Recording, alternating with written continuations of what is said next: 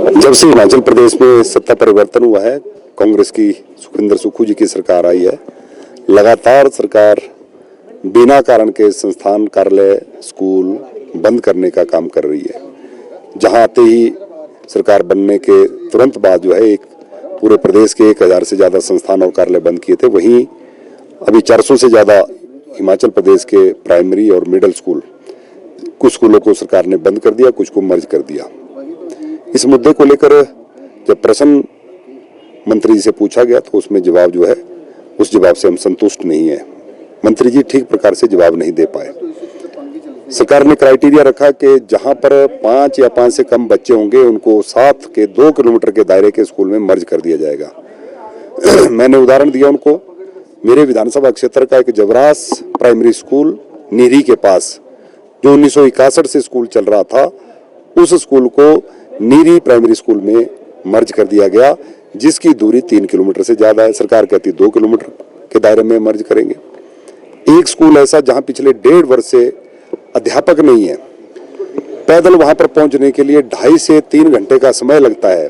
Primary school चियोरी, धनियारा पंचायत, वहां पर 1.5 साल से टीचर नहीं था, इसलिए एनरोलमेंट हो नहीं पाई। वहां पर टीचर की व्यवस्था करने के बजाय उस दुर्गम क्षेत्र में सरकार ने उस स्कूल को ही बंद कर दिया।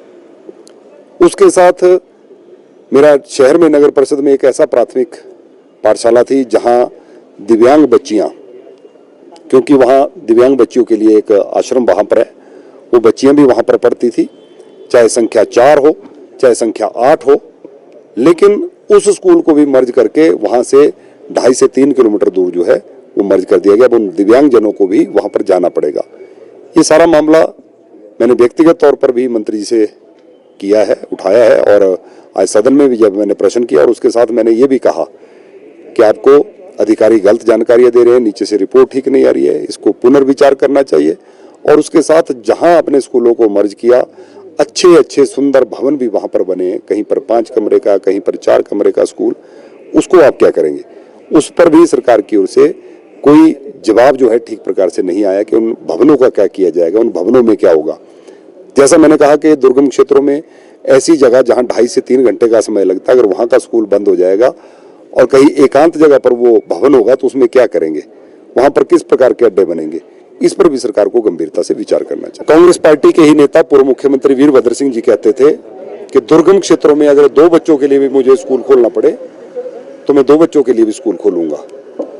ये बात सत्य है कि शहर में कहीं पर आपको लग रहा है जहां पर प्राइवेट स्कूल बहुत हैं, लोग प्राइवेट स्कूलों में बच्चों को पढ़ा रहे हैं, वहां पर कुछ स्कूलों को बंद किया।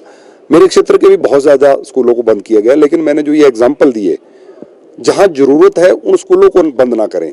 सरकार गुणवत्ता की बात कर रही है, मैंने कहा कि 1.5 वर्ष से टीचर नहीं था तो कौन वहां पर एडमिशन लेता, लेकिन आपने टीचर की व्यवस्था करने के बजाय स्कूल को ही बंद कर दिया।